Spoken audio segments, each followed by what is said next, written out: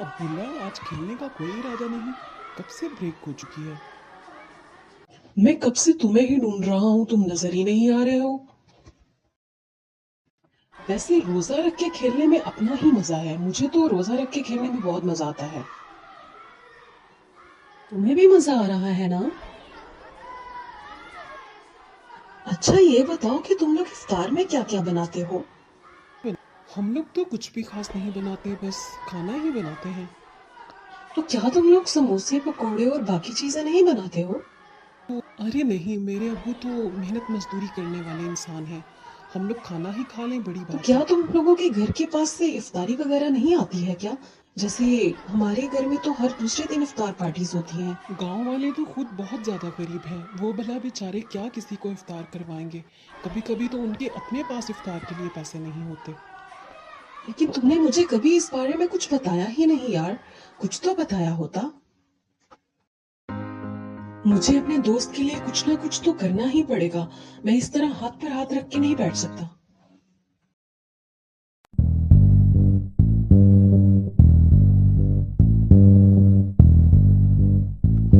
Excuse me ma'am, मुझे आपसे कुछ बात करनी है।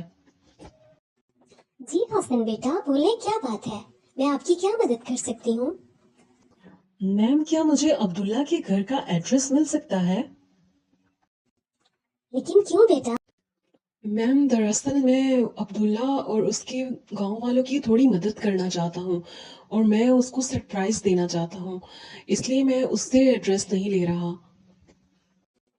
तुम उसकी मदद करना चाहते हो, ये तो बहुत अच्छी बात है।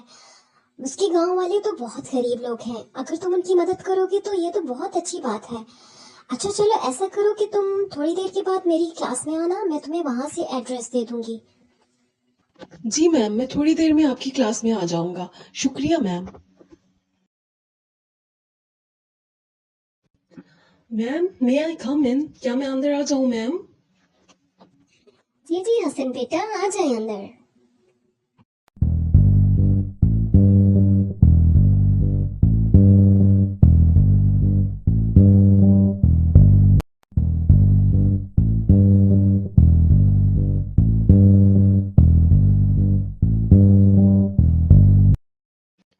अब्दुल्ला, मुझे बताना जरा कि तुम्हारे गांव में तकरीबन कितने घर होंगे?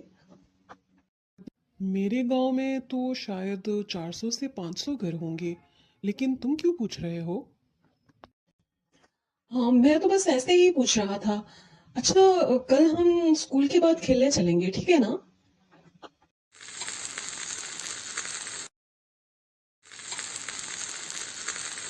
अस्सलाम वालेकुम अब्बू जान। अस्सलाम वालेकुम क्या अब्बू कर रहे जान। हैं? क्या कर रहे हैं?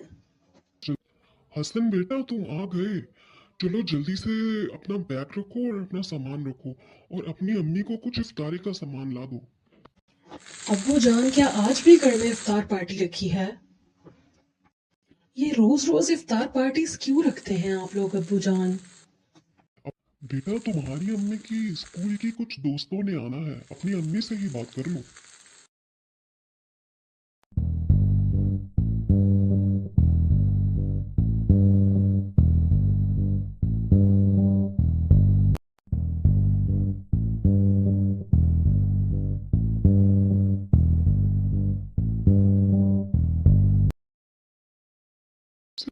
क्या हुआ हसन बेटा, कब से तुम्हारा इंतजार कर रहे हैं सब। तुम बाहर नहीं आए अभी तक।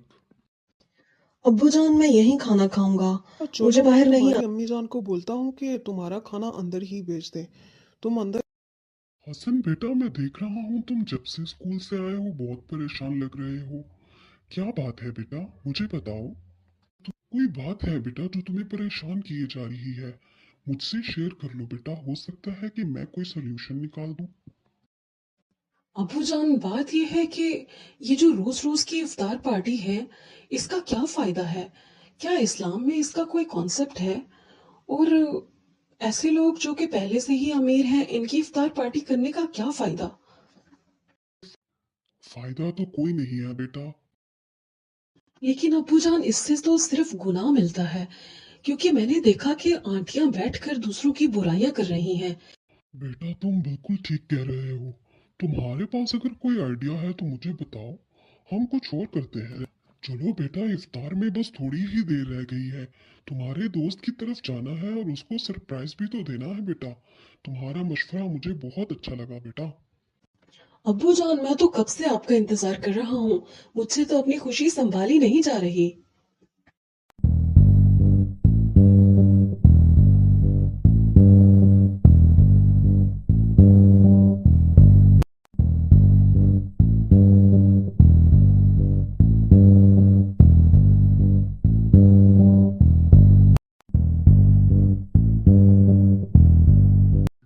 कैसे हो अब्दुल्ला बेटा? क्या हालात है? अच्छा, ऐसा करो, जल्दी से अपने अब्बू को बुला लो। हम लोग यहाँ तुम लोगों के गांव में इफ्तार पार्टी करने के लिए आए हैं और इंशाल्लाह इस पूरे महीने हम हर रोज इफ्तार पार्टी करेंगे। पूरे गांव को खाना हमारी तरफ से दिया जाएगा। जल्दी से अपने वालिद साहब को बुला लो बेटा। हाँ अब्दुल्ला, जल्दी जल्दी करो। टाइम बहुत कम है। तुम्हें भी इफ्तार तकसीम करने में हमारी मदद करनी खुशी की होगी। खबर सुनाई है तुमने। मैं अभी अपने वालिद साहब को बुला लेता हूँ और जल्दी से गांव की मस्जिद में ऐलान भी करा देता हूँ। गांव वाले बहुत खुश हो जाएंगे। हजरात, इफ्तारी का टाइम हो चुका है। रोजा इफ्तार कर ले।